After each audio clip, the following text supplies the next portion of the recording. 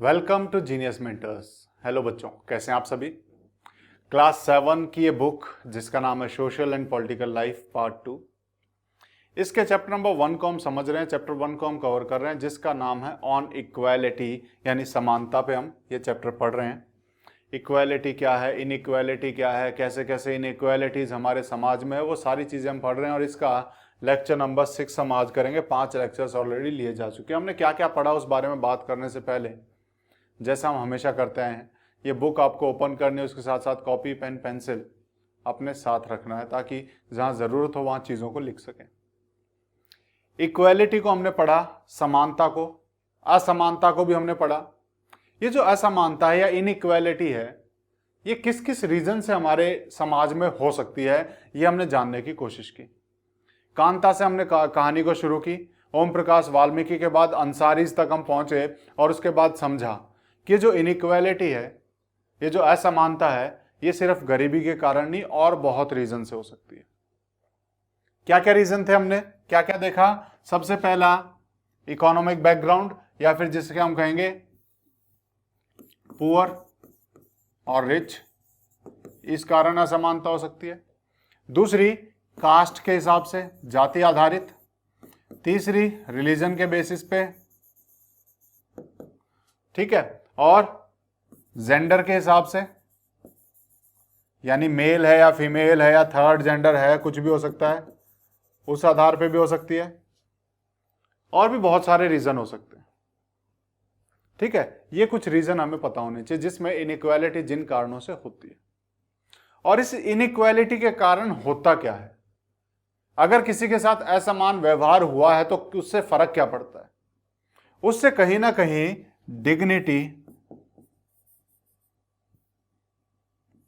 Dignity या फिर self respect, यानी जिसे हम आत्मसम्मान कहेंगे, आत्मसम्मान या हमारा सम्मान या हमारा गौरव, उसको चोट पहुंचती है। तो अपने आत्मसम्मान के लिए और गौरव के लिए कहीं ना कहीं समान व्यवहार बहुत जरूरी है। अब ये सब तो हमने पढ़ लिया कि ये समान व्यवहार क्यों जरूरी है, ये असमानता की वजह से क्या होता है, ये हमने समझा। लेकिन अब जरूरी है कि इस असमानता को हटाने के लिए क्या किया जाए और हमारी सरकार क्या कर रही है, ये भी तो समझना पड़ेगा कि हमारी सरकार इस समानता को अचीव करने के लिए, समानता को प्राप्त करने के लिए, इक्वालिटी को अचीव करने के लिए, या फिर असमानता को, इनइक्वालिटी को दूर करने के लिए हमारी सरकार क्या कर रही है, यह भी हमें पता होना चाहिए। क्या किया जा रहा है ताकि लोगों में समानता, इक्वालिटी बनी रहे, ऐसा क्या किया जा रहा है, वही हम आज के इस लेक्चर में देखने वाले हैं, आज हम पढ़ने वाले हैं। तो इक्वालिटी इन इंडियन डेमोक्रेसी, कि भारतीय लोकतंत्र में समानता कैसे आए, कैसे ये आएगी और कैसे इसको मजबूत किया जाएगा, वो सारी चीजें हम पढ़ेंगे। तो शुरुआत करते हैं हमारी द इंडियन कॉन्स्टिट्यूशन। ये कॉन्स्टिट्यूशन क्या होता है? कॉन्स्टिट्यूशन, जिसको हम हिंदी में संविधान भी कहते हैं,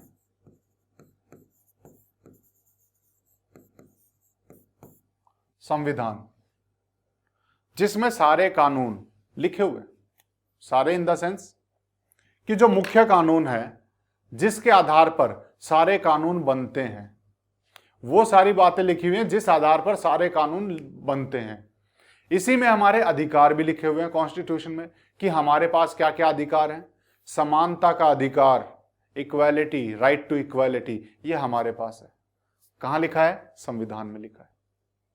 और संविधान में जो लिखा है वो सबको मानना पड़ता है, उसी के आधार पर सारे कानून बनते हैं।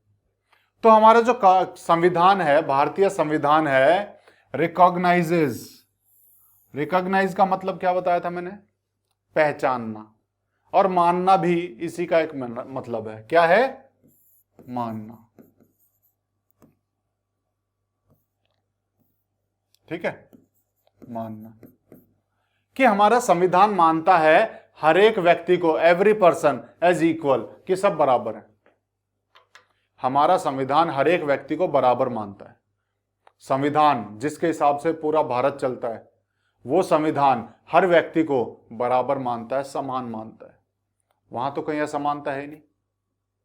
उस संविधान में लिखा हुआ है कि सारे व्यक्ति बराबर हैं। दिस मीन्स, इसका मतलब क्या है? इसका मतलब है दैट एवरी इंडिविजुअल, इंडिविजुअल मतलब व्यक्ति, व्यक्तित्व भी, व्यक्ति भी, व्यक्तिक भी, इसका मतलब होता है। ठीक, हम यहां व्यक्ति से लगा के चलेंगे कि हर एक व्यक्ति, every individual in the country, इस देश में। इसका क्या मतलब है कि संविधान सब व्यक्तियों को बराबर मानता है। इसका क्या मतलब है?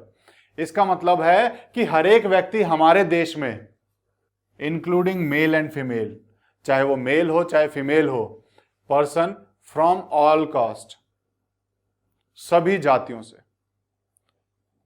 चाहे वो स्त्री हो चाहे पुरुष हो, सभी जातियों का, सभी धर्मों के, सभी ट्राइब्स यानी जनजातियों से, एजुकेशनल और इकोनॉमिक बैकग्राउंड, चाहे वो किसी भी शैक्षणिक पृष्ठभूमि से हो, शैक्षिक पृष्ठभूमि भी हम इसको लिख सकते हैं, यानी कितनी भी उसके पास शिक्षा हो, कितनी भी उसके पास एजुकेशन हो, और कितना ही उसके पास इकोनॉमी यानी पैसा हो, यानी अमीर हो गरीब हो, चाहे वो मेल हो चाहे फीमेल हो, आर रिकॉग्नाइज्ड एज इक्वल, उन्हें समान माना गया है। सभी धर्मों को, सभी जातियों को, सभी धर्मों को, सभी जनजातियों को, सभी पढ़े लिखे लोगों को या अनपढ़ को, यानी जिसके पास शिक्षा है उसे भी, जिसके पास नहीं है उसे भी, और चाहे वो अमीर है चाहे गरीब है, कितना भी पैसा हो, इकोनॉमिक यानी कि आर्थिक पृष्ठभूमि वाले लोगों को, चाहे वो मेल हो चाहे फीमेल हो, सबको हमारे संविधान में, हमारे देश में समान माना गया है। सब समान है, चाहे स्त्री है चाहे पुरुष है, चाहे किसी भी जाति का है, किसी भी धर्म का है, कितना ही पढ़ा लिखा है चाहे नहीं पढ़ा लिखा है, या फिर चाहे वो अमीर है चाहे गरीब है, सब समान है। हमारा संविधान सबको समान मानता है, सबको एक नजर से देखता है। दिस इज नॉट टू से, लेकिन ऐसा नहीं कहा जाएगा कि that inequality ceases to exist, कि जो इनइक्वालिटी, असमानता है, वो खत्म हो गई है। सीज का मतलब क्या होता है? सीज, आपने सुना होगा कई बार गाड़ी में जाते हुए कि इंजन सीज हो गया, है ना। सीज का मतलब होता है बंद होना।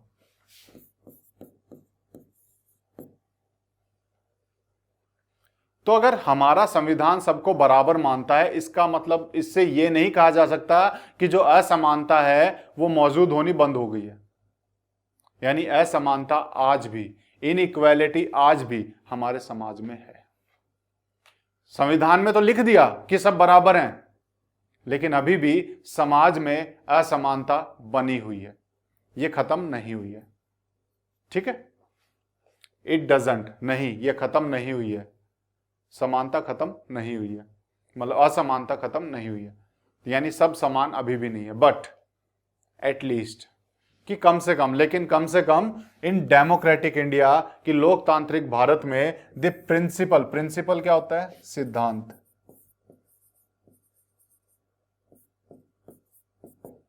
कि जो सिद्धांत है किस चीज का? इक्वालिटी ऑफ ऑल पर्संस, सभी व्यक्तियों के समान होने का जो सिद्धांत है वो रिकॉग्नाइज्ड है, पहचाना गया है, माना गया है। चाहे बेशक से अभी भी समाज में असमानता बनी हुई है, लेकिन कम से कम हमारा संविधान, हमारा देश भारत, इस समानता के सिद्धांत को, कि सभी लोग समान हैं, सभी लोग इक्वल हैं, इस प्रिंसिपल को, इस सिद्धांत को मानता है। हमारा देश इस बात को मानता है। ठीक है, ये हमने पढ़ा कि देश में कहीं ना कहीं ये मानने की बात की गई है सब इक्वल है। हालांकि समाज में इनइक्वालिटी है, असमानता है, लेकिन हमारे देश का कानून, हमारे देश का संविधान और हमारा देश ये इस बात को मानता है कि सब बराबर है, ये सब बराबर हैं। वाइल अर्लियर, कि जबकि पहले, पहले मतलब आजादी से पहले, आजादी से पहले की बात अगर हम करें, नो लॉ एग्जिस्टेड, कि ऐसा कोई भी कानून मौजूद नहीं था। एग्जिस्ट का मतलब मौजूद बताया था मैंने, याद है? ठीक है, कि वाइल अर्लियर, कि पहले कोई भी ऐसा कानून मौजूद नहीं था दैट प्रोटेक्ट का मतलब क्या होता है? रक्षा, बचाव, सुरक्षा। कि पहले ऐसा कोई भी कानून मौजूद नहीं था जो बचा सके, जो रक्षा कर सके। किसको? लोगों को, पीपल को। कहां से? फ्रॉम डिस्क्रिमिनेशन से, भेदभाव से, इल ट्रीटमेंट से, बुरे व्यवहार से। ट्रीट क्या होता है? व्यवहार। इल बुरा, इल मतलब बुरा और ट्रीटमेंट मतलब व्यवहार। ठीक है, तो इल ट्रीटमेंट पता होना चाहिए। इल ट्रीटमेंट क्या है? इसका मतलब बुरा व्यवहार। डिस्क्रिमिनेशन का पता है आपको, भेदभाव होता है। तो हमारे देश में आजादी से पहले ऐसा कोई कानून मौजूद नहीं था जो हमारे लोगों की रक्षा कर सके भेदभाव से और बुरे व्यवहार से।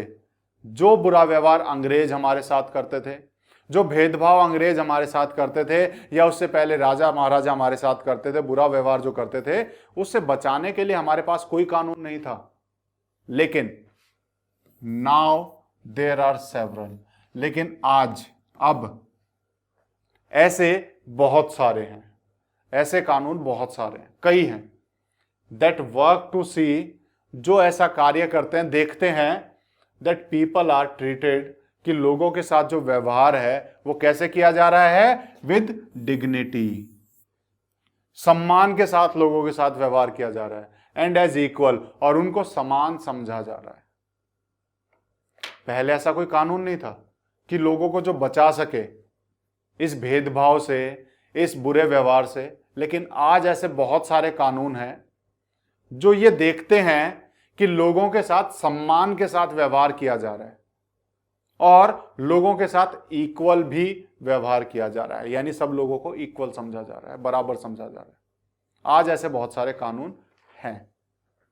दिस रिकॉग्निशन ऑफ इक्वालिटी, और ये जो पहचान है, ये जो माना गया है समानता को, इक्वालिटी को, इसमें क्या है? Include some of the following provisions, इसमें शामिल है कुछ प्रावधान जो नीचे दिए गए हैं इन द कॉन्स्टिट्यूशन।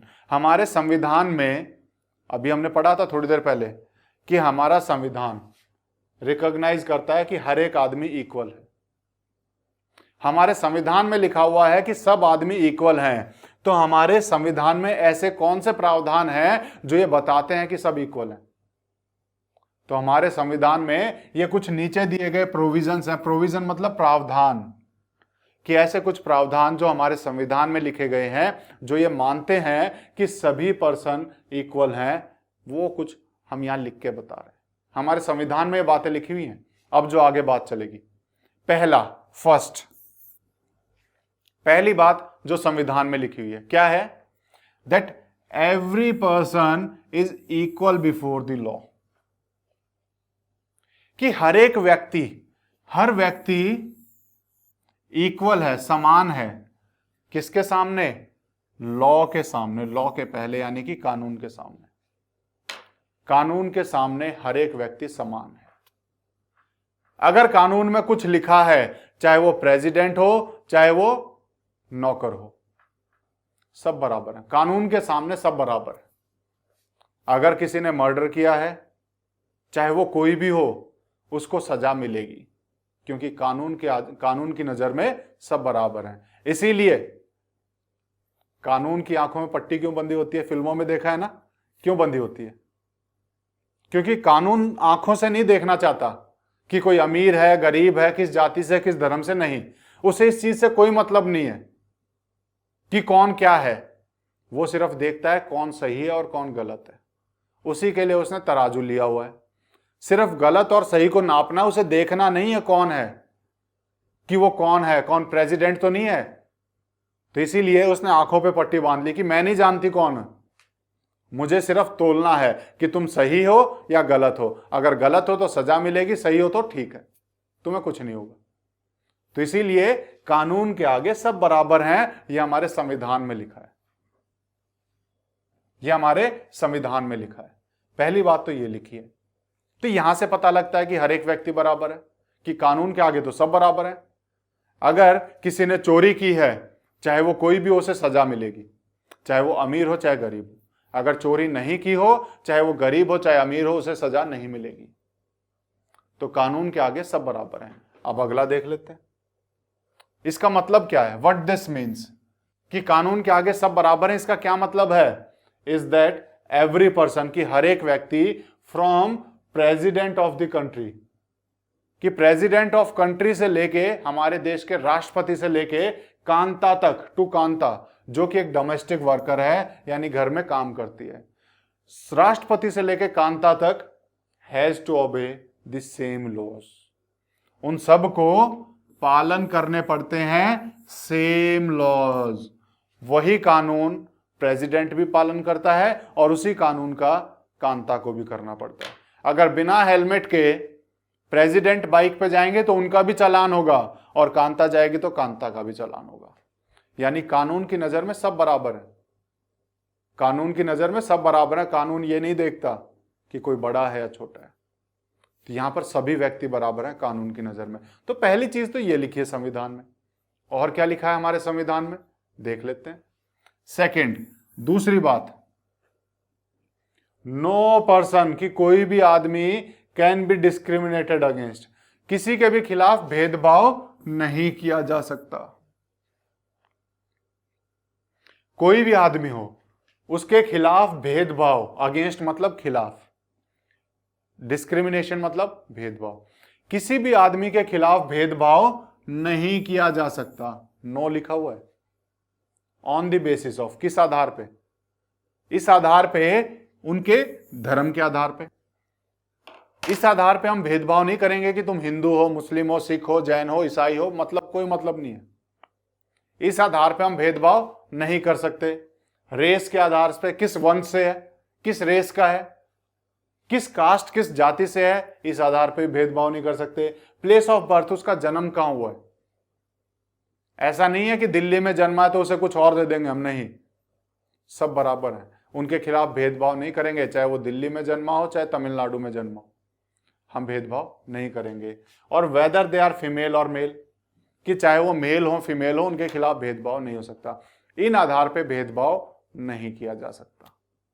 किस आधार पे, किस आधार पे हम भेदभाव नहीं करेंगे? क्या लिखा हुआ हमारे संविधान में कि किसी भी व्यक्ति के खिलाफ आप भेदभाव नहीं कर सकते, चाहे वो किस आधार पे, कि चाहे वो किसी भी धर्म पे हो, धर्म के आधार पे भेदभाव नहीं करना, जाति के आधार पर, रेस के आधार पर, रेस मतलब वंश, किस वंश से है, किस प्रजाति से है, उस आधार पे नहीं करना, और कि वो मेल है कि फीमेल है, उस आधार पे भी नहीं करना, और कहाँ उनका जन्म हुआ, इस आधार पे उनका भेदभाव नहीं करना है।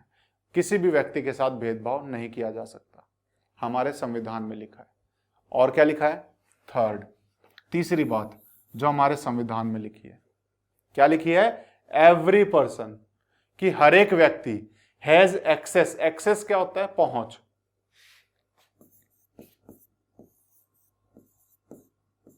एक्सेस होती है पहुंच, पहुंच जहां तक आदमी जा सकता है। तो फिर यहां पे क्या लिखा है कि एवरी पर्सन हैज एक्सेस, हर एक आदमी पहुंच सकता है, जा सकता है, कहां पर? टू ऑल पब्लिक प्लेसेस, कि जितनी भी पब्लिक प्लेसेस हैं, जितनी भी सार्वजनिक जगहें हैं जहां पर लोग जा सकते हैं, वहां पर सभी जा सकते हैं, इंक्लूडिंग, शामिल करके किनको? प्लेग्राउंड्स, चाहे प्लेग्राउंड, अगर कोई भी ऐसा पब्लिक मैदान है, प्राइवेट अगर किसी का है तो कोई बात नहीं, किसी की प्रॉपर्टी है, ठीक है, लेकिन अगर सरकारी है तो वहां पर सभी जा सकते हैं, कोई किसी को रोकेगा नहीं कि तुम इस धर्म से हो इसलिए हम तुम्हें जाने नहीं देंगे। या फिर किसी भी होटल में, किसी भी शॉप में, दुकान में, और किसी भी मार्केट में सबको जाने का समान अधिकार रहेगा, सब बराबर रूप से जा सकते हैं, क्योंकि सब बराबर हैं, किसी को रोका नहीं जाएगा। ऑल पर्सन्स, कि जितने भी आदमी हैं, कैन यूज, वो यूज कर सकते हैं, पब्लिकली अवेलेबल, सार्वजनिक रूप से मौजूद, क्या क्या?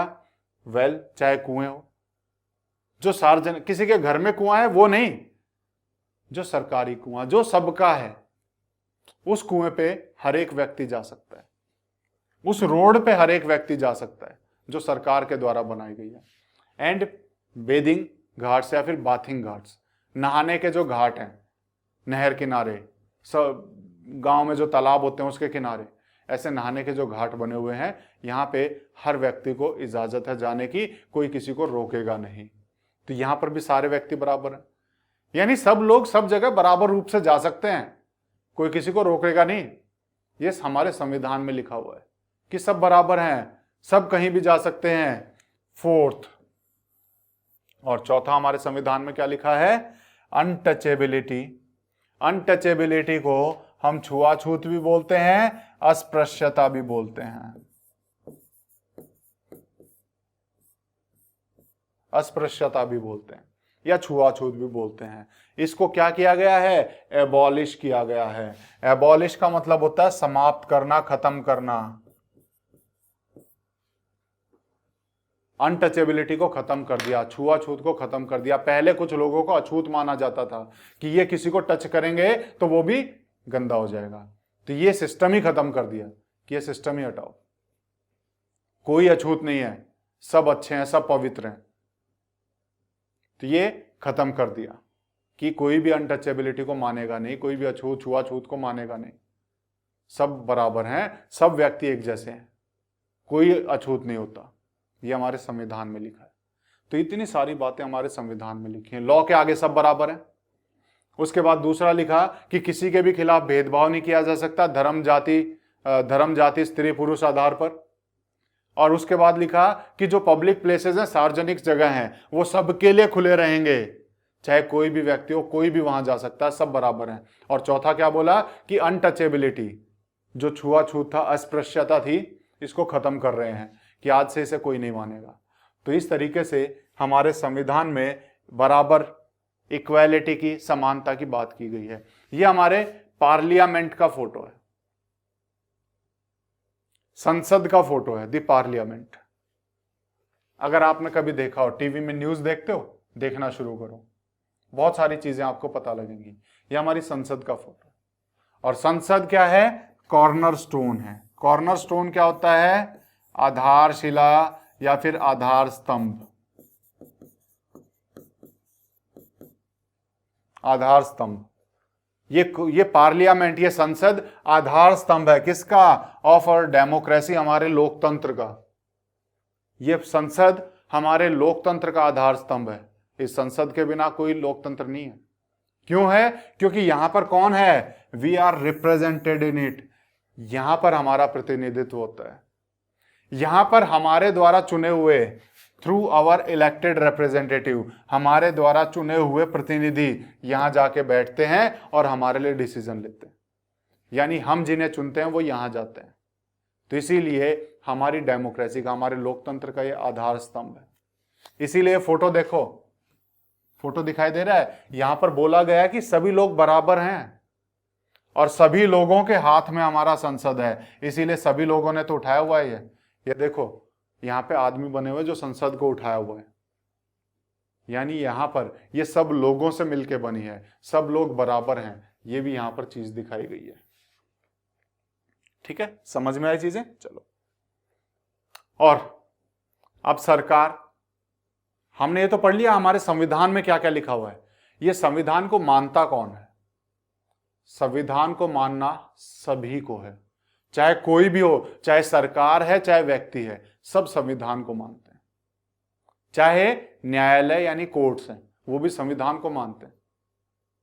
तो अब इस इनइक्वालिटी को खत्म करने के लिए सरकार क्या कर रही है? तो द टू वेज, कि वो दो तरीके, इन विच, जिसमें गवर्नमेंट हैज ट्राइड, जिसमें सरकार ने कोशिश की है, टू इंप्लीमेंट। इंप्लीमेंट का मतलब क्या होता है?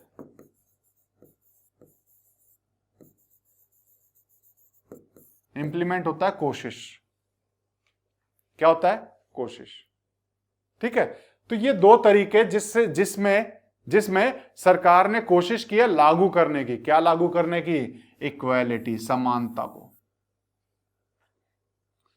उस समानता को लागू करने की सरकार ने कोशिश किया जिस समानता को गारंटीड इन द कॉन्स्टिट्यूशन, जिस समानता के लिए कॉन्स्टिट्यूशन गारंटी देता है। कॉन्स्टिट्यूशन बोलता है कि समान होने चाहिए सब लोग, क्योंकि मैं बोल रहा हूं संविधान क्या बोल रहा है कि मेरे अंदर लिखा हुआ है, मैं बोल रहा हूं कि सब लोगों को समान रूप से व्यवहार किया जाए। तो इस संविधान की इस बात को रखने के लिए, लागू करने के लिए सरकार ने क्या किया? सरकार ने दो तरीके किए। पहला, फर्स्ट थ्रू लॉज, कि कानून के द्वारा सरकार ने कानून बनाए कि जो कोई भी इस संविधान द्वारा लिखी हुई बात को तोड़ेगा उसे सजा होगी। जो कोई भी संविधान के द्वारा लिखी हुई बातों को तोड़ने की कोशिश करेगा, उन्हें नहीं मानेगा, तो उन्हें सजा होगी। तो पहली चीज तो कानून बना ली। और दूसरा, क्योंकि कानून सब तो नहीं मानते ना, कुछ लोग फिर भी रह जाते हैं उस दूर गांव में जहां तक सरकार नहीं पहुंच पा रही, वहां कैसे पहुंचे? तो क्या कर रही है सरकार? एक दूसरा तरीका भी अपनाती है। सेकंड, थ्रू गवर्नमेंट प्रोग्राम्स, सरकारी कार्यक्रमों के द्वारा और स्कीम्स या फिर योजनाओं के द्वारा सरकार अलग अलग योजनाएं लेके आती है टू हेल्प, मदद करने के लिए डिसएडवांटेज्ड कम्युनिटी। डिसएडवांटेज्ड का क्या मतलब है? डिसएडवांटेज्ड का मतलब होता है वंचित।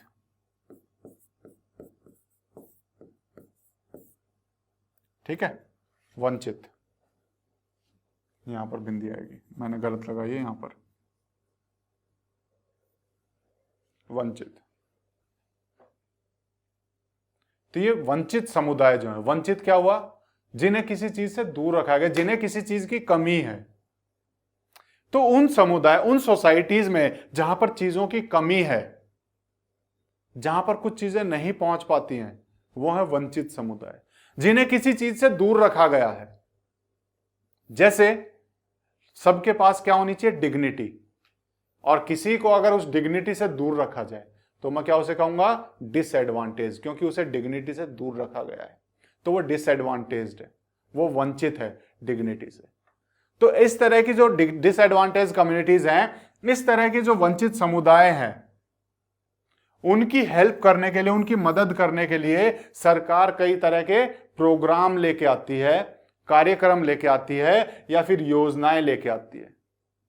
And there are several laws, कि ऐसे बहुत सारे लॉज हैं, ऐसे बहुत सारे कानून हैं, कई कानून हैं इन इंडिया, भारत में, दैट प्रोटेक्ट, जो रक्षा करते हैं, जो बचाते हैं एवरी पर्सन्स राइट, हर एक व्यक्ति के अधिकार को। कौन से अधिकार को? Right to be treated equally, कि उसके साथ समानता के साथ व्यवहार किया जाए, समान व्यवहार किया जाए। हर एक व्यक्ति का अधिकार है कि उसे समान माना जाए, क्योंकि हमारा संविधान कहता है।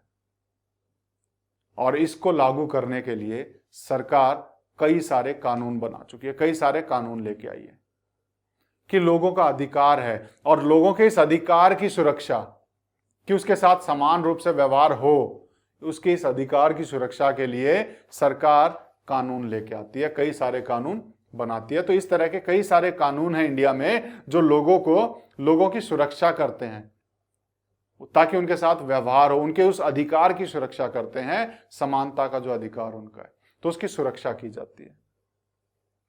इन एडिशन टू लॉज, और इन कानूनों के साथ साथ the government has also setup, government ने कुछ और भी स्थापित किया। क्या? सेवरल स्कीम्स, बहुत सारी योजनाएं। कानून तो लेके आ गई लोगों को बचाने के लिए, लेकिन लोगों की मदद करने के लिए सरकार ने कानूनों के साथ साथ कई सारे योजनाएं भी स्थापित की हैं, बहुत सारी योजनाएं लेके आई हैं टू इम्प्रूव। इंप्रूव का मतलब होता है सुधारना। क्या होता है? सुधारना, कि वो सुधार सके किसको? The lives of communities and individuals, उन लोगों की जिंदगी, किनकी? उन समुदायों की और व्यक्तियों की जिंदगी who have been treated unequally, जिनके साथ असमान व्यवहार किया गया है फॉर सेवरल सेंचुरीज, कई सौ सालों तक, सैकड़ों सालों से उनके साथ असमान व्यवहार किया जा रहा है। कुछ ऐसे समुदाय हैं कुछ ऐसे व्यक्ति हैं जिनके साथ पिछले कई सैकड़ों सालों से असमान व्यवहार किया जा रहा है। उनके जीवन को सुधारने के लिए सरकार अलग अलग योजनाएं लेके आती है। कई सारे, अगर हम देखें जाति आधारित, अगर हम देखें, कई जातियों को आज भी लोग गांव में घुसने नहीं देते, तो उन पे इतने सालों से क्या फर्क पड़ा होगा। तो कानून बनाने से अब क्या फायदा। वो अगर हम बोलें कि बराबर हैं, तो कैसे बराबर हैं। उनके पास वो शिक्षा नहीं है, उनके पास वो सारी चीजें नहीं है जो सबके पास है। तो उनको उनके बराबर लाने के लिए, उनको भी वो शिक्षा देने के लिए, उनको भी वो सारी चीजें देने के लिए जो बाकी सबके पास है, सरकार अलग अलग योजनाएं लेके आती है ताकि उसके जीवन में सुधार आ सके, उन समुदाय के, उन व्यक्तियों के जीवन में सुधार आ सके, इंप्रूव करने के लिए, सुधार लाने के लिए। दीज स्कीम्स, और ये जो योजनाएं हैं, आर टू एंश्योर, ये सुनिश्चित करती हैं, एंश्योर मतलब सुनिश्चित करना, ये योजनाएं सुनिश्चित करती हैं ग्रेटर अपॉर्चुनिटी, ग्रेटर अपॉर्चुनिटी यानी कि ज्यादा अवसर। ठीक है, ग्रेटर अपॉर्चुनिटी का क्या मतलब हो जाएगा, ज्यादा अवसर, मौके। कि ये जो योजनाएं जो हैं वो ज्यादा अवसर देती हैं, सुनिश्चित करती हैं कि इन लोगों को ज्यादा अवसर मिले बाकी लोगों से। फॉर पीपल, उन लोगों को who have not had this in the past, जिनके पास ये अवसर पास्ट में नहीं थे, यानी अतीत में नहीं थे। तो सरकार क्या करती है, सरकार इन योजनाओं से क्या करना चाहती है, ताकि उन लोगों को ज्यादा अवसर मिल सकें जिनके पास ये अवसर पिछले कई सालों से नहीं थे, उनके अतीत में नहीं थे। यानी पहले तो उन्हें पढ़ने से रोकते रहो और आज बोल दो चलो हम दोनों जो है एक साथ ही कंपटीशन में बैठते हैं, है ना। कैसे, पहले उन्हें अवसर देने पड़ेंगे समान। तो सरकार क्या करती है, ऐसे योजनाएं लेके आती है ताकि उन लोगों को ज्यादा अवसर मिल सकें जिनके पास ये अवसर पिछले कई सालों से नहीं रहे, उनके अतीत में उन्हें नहीं मिले। तो कहीं ना कहीं इक्वालिटी, समानता लाने की कोशिश कर रही है। उन लोगों को दबाए रखा गया तो उनको दोबारा से बाकियों के बराबर करने के लिए उठाने की कोशिश कर रही है, उनकी हेल्प कर रही है योजनाओं के द्वारा। और जो बाकी जो समुदाय हैं उनमें असमानता ना हो तो उनके लिए कानून लेके आती है कि तुम लोग उनको और ज्यादा ना दबाओ, तो उसके लिए तो कानून आ गए। अब उन लोगों को उठाने के लिए योजनाएं आ गई। तो दो तरीकों से इस इक्वालिटी को, समानता को लाने की कोशिश सरकार के द्वारा की जाती है। देखो एग्जाम्पल से समझते हैं। देखो, एक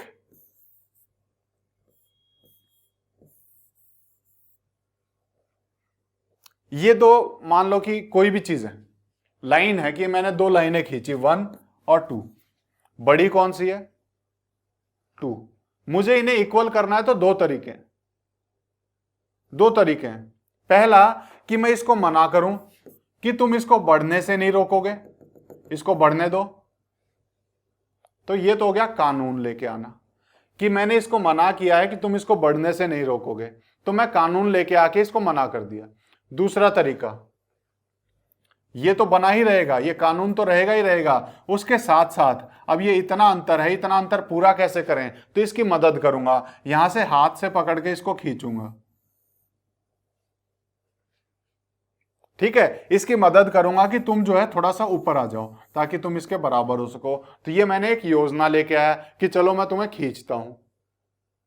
तो इस तरीके से भी इनको किया जा सकता है। ठीक है, दोनों चीजें आपको समझ में आई होंगी, आई हैं, ठीक है। ये दो तरीकों से किया जा सका है। अब ऐसे ही एक योजना के बारे में हम बात करेंगे, हमारी ये बुक में जो दिया हुआ है कि किस तरीके से योजना मदद करती है लोगों को मदद करने में, हेल्प करने में, ताकि उनके जीवन में सुधार आ सके। किस तरीके से होता है, तो एक योजना है मिड डे मील स्कीम, जिसके बारे में हम पढ़ेंगे, लेकिन मेरे पढ़ाने से पहले आपको ये चीजें पढ़नी है खुद, ताकि आपको खुद भी चीजें अपने आप समझ में आने लगे। हमारा मकसद सिर्फ आपको पढ़ाना नहीं, आपको इस काबिल बनाना है कि आप खुद भी पढ़ सकें चीजों को। तो इसीलिए कोशिश जारी रखना है। ये होमवर्क है। अगले जो 2-3 पैराग्राफ हैं 15 मिनट, सिर्फ 15 मिनट में जितना आप पढ़ पाओ वो आपको पढ़ना है। और फिर नेक्स्ट क्लास में, नेक्स्ट वीडियो में हम आगे की बातें करेंगे। आज के वीडियो को हम यहीं तक रखते हैं, मिलते हैं नेक्स्ट वीडियो में। तब तक के लिए thank you, take care, bye bye.